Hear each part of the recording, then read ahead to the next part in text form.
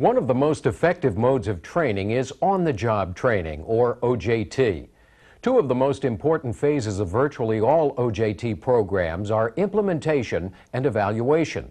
Implementation involves carrying out the training program as it was planned, and evaluation involves determining whether the goals of the training program have been met. On-the-job training is an effective way to teach a trainee how to do a job.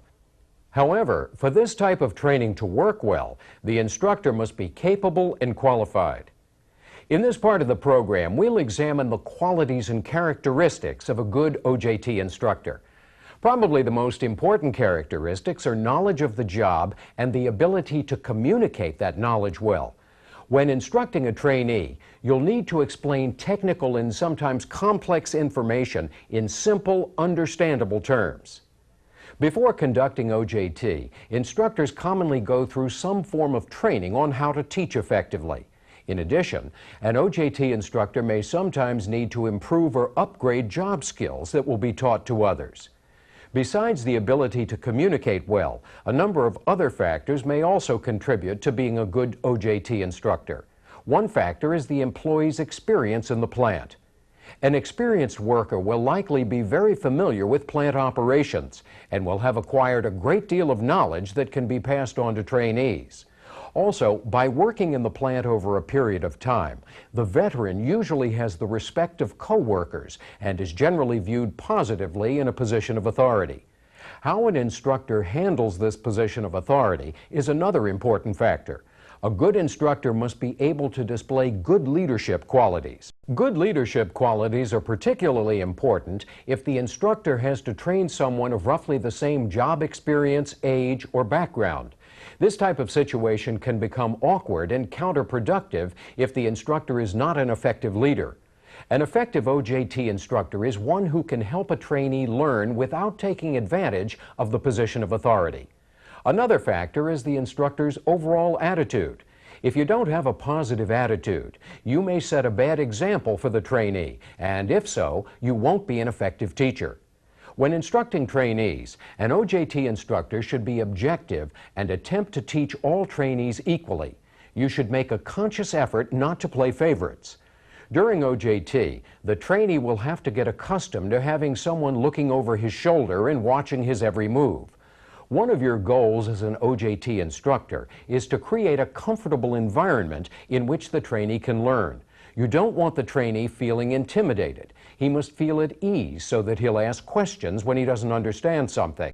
One way to put a trainee at ease is to discuss your own experiences when you were training to be an operator.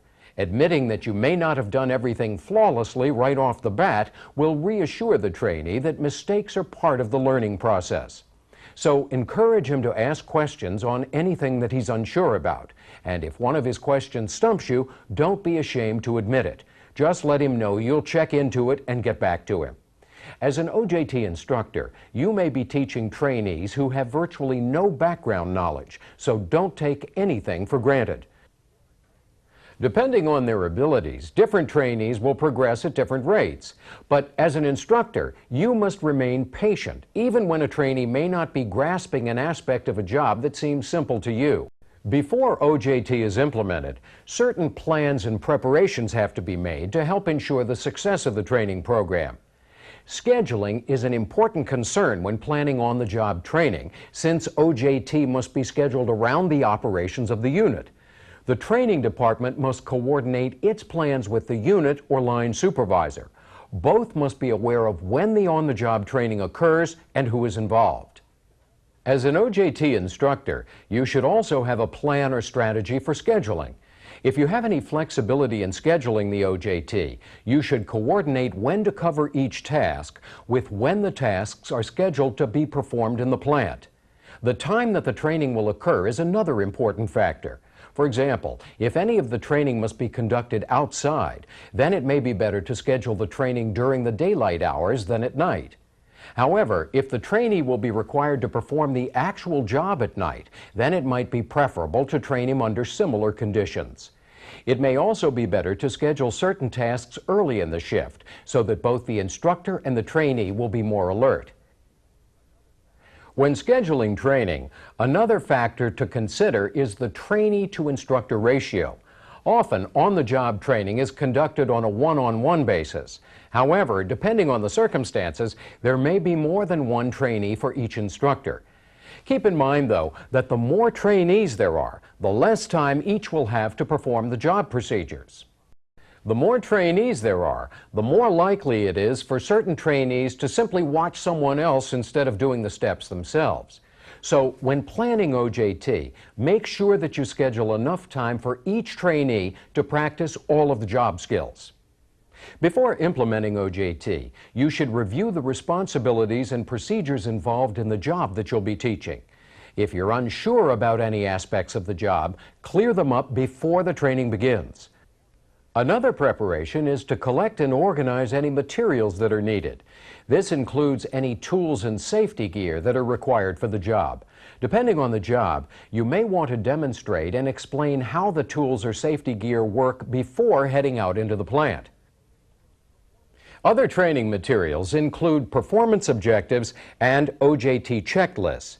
As you may know, a performance objective is a brief description of the outcome or intended result of training. An OJT checklist identifies the steps the trainee must follow to accomplish the performance objective. In this part of the program, we'll look at different methods of conducting an OJT program and identify coaching skills that an instructor can use during OJT. First of all, the instructor and the trainee should review the overall goals of the job. That is, you should explain the purpose of the job and identify the performance objectives. General procedures should be discussed before and during OJT. You should explain why certain steps are required and how they affect the overall job. There may also be special safety or emergency procedures to consider. If so, it's a good idea to go over these with the trainee early on. If you're teaching the equipment in a process unit, it may be a good idea to walk the trainee through the flow path of the process. By doing this, the trainee will become acquainted with the different components in the system and get a basic idea of how they fit together. In addition, you may want to have the trainee get actively involved in the learning. For example, you can have him find the process components on a flow diagram.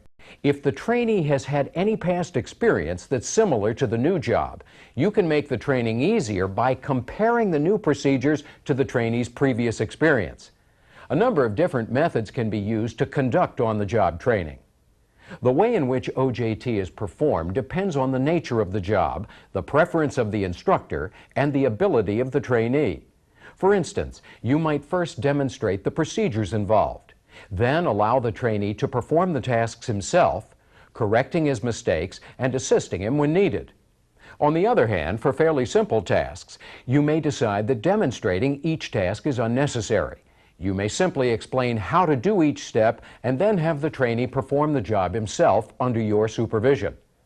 One technique you can use to teach a long, complex job is to break the job down into smaller, separate tasks. In this way, the trainee will only need to focus on learning one set of job tasks at a time.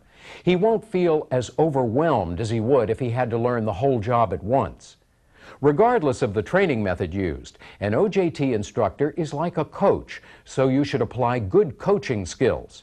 In general, you will want to instill confidence in the trainee. Encourage him to perform different job tasks and accept new responsibilities.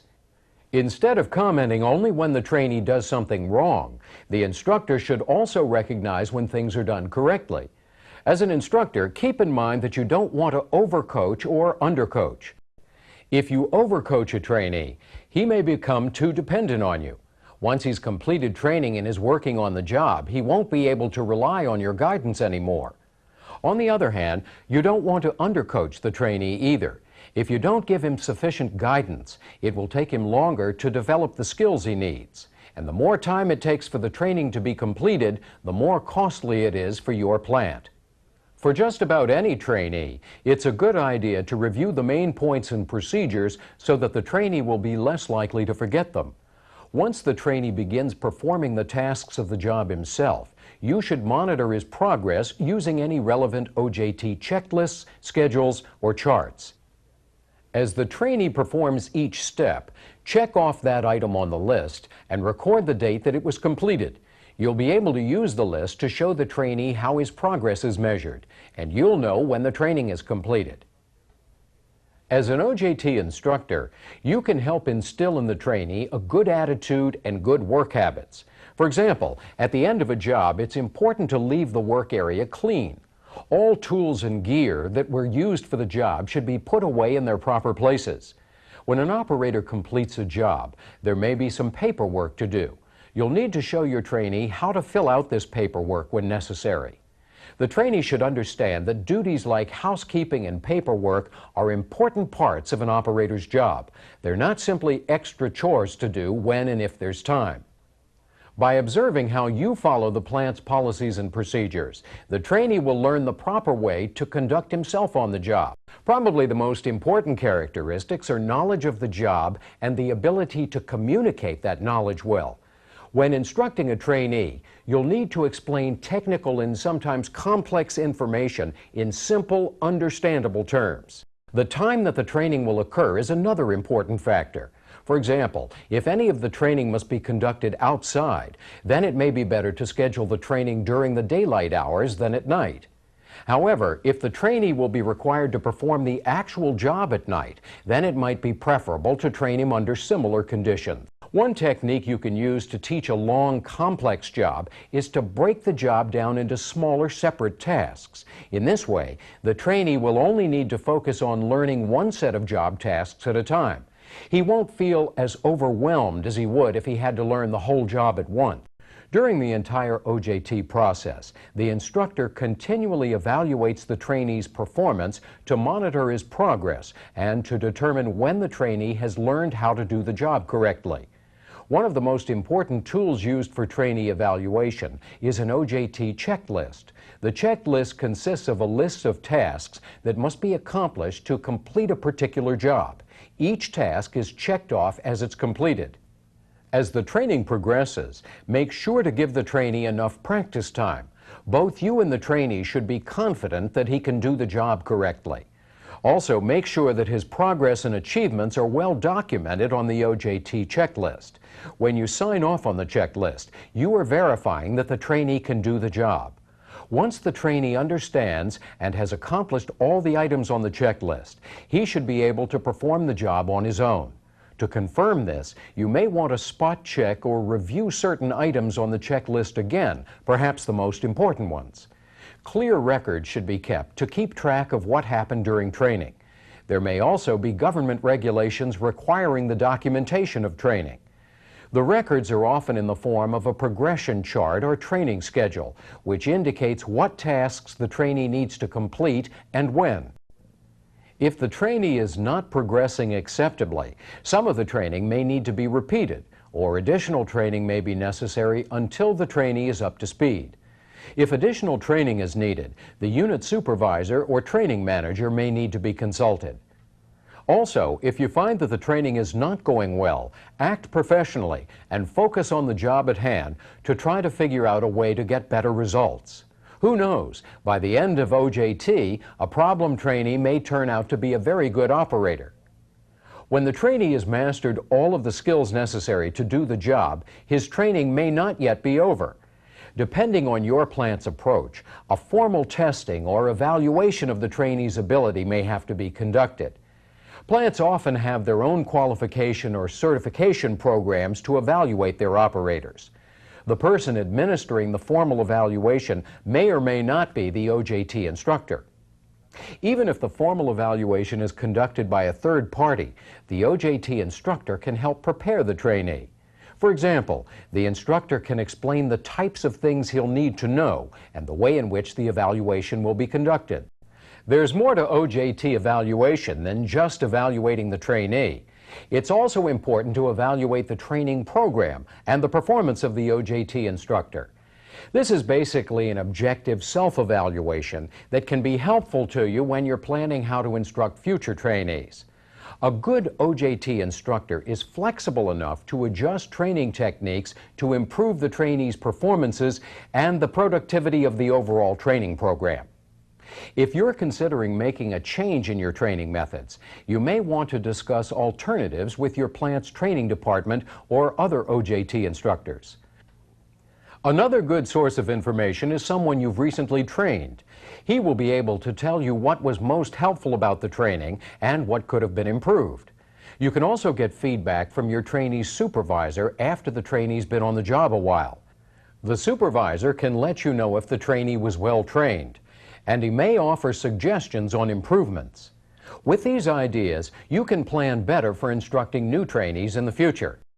What we're going to do in this part of the program is review the main steps and principles of on-the-job training. We'll do this by going through an OJT example from beginning to end. This example involves a sampling procedure. The first thing to do is determine the training needs for the sampling job. This requires a job and task analysis. A job and task analysis identifies and describes the knowledge and skills a worker needs to perform a job. The trainee is profiled as well to determine what aspects of the sampling procedure he needs to be trained on. The next step is to decide which training needs can be met through OJT. The knowledge-based items, such as the reasons and statistical concepts related to sampling, may need to be discussed in a classroom. The skills-based items, such as the specific sampling procedures, are best taught through OJT. From the task analysis, training materials can be developed. These include performance objectives and OJT checklists. In this example, one performance objective, or intended result of the job, is the taking of representative and uncontaminated liquid samples. And these are some of the checklist steps that have to be done to meet the performance objective. Training is implemented even before a sample is taken. The instructor goes over some of the basics, such as what the sample is, how it's going to be used by the plant, and how abnormal samples affect the process. The proper sampling equipment, including chemical gloves, sample bottles, labels, tongs, and any other safety gear, is also assembled and explained before taking samples. Then the instructor goes through the steps on the checklist. The instructor also emphasizes why the job's done a certain way. For example, she points out that to get a good sample, you need to let the liquid run a few seconds first. The instructor also stresses that it doesn't take much to contaminate a sample, so details like rinsing the bottle thoroughly and putting the cap on right away are important. Then the trainee's given a chance to take a sample. The instructor documents and evaluates his performance by checking off the items on the checklist and determines whether the performance objectives are met. The trainee may also be given a written test on sampling as part of his evaluation. Finally, the OJT program itself, including the instructor, is evaluated to determine the effectiveness of the program. During the entire OJT process, the instructor continually evaluates the trainee's performance to monitor his progress and to determine when the trainee has learned how to do the job correctly. One of the most important tools used for trainee evaluation is an OJT checklist. The checklist consists of a list of tasks that must be accomplished to complete a particular job. Each task is checked off as it's completed. There's more to OJT evaluation than just evaluating the trainee. It's also important to evaluate the training program and the performance of the OJT instructor. This is basically an objective self-evaluation that can be helpful to you when you're planning how to instruct future trainees. A good OJT instructor is flexible enough to adjust training techniques to improve the trainee's performances and the productivity of the overall training program. The first thing to do is determine the training needs for the sampling job. This requires a job and task analysis. A job and task analysis identifies and describes the knowledge and skills a worker needs to perform a job.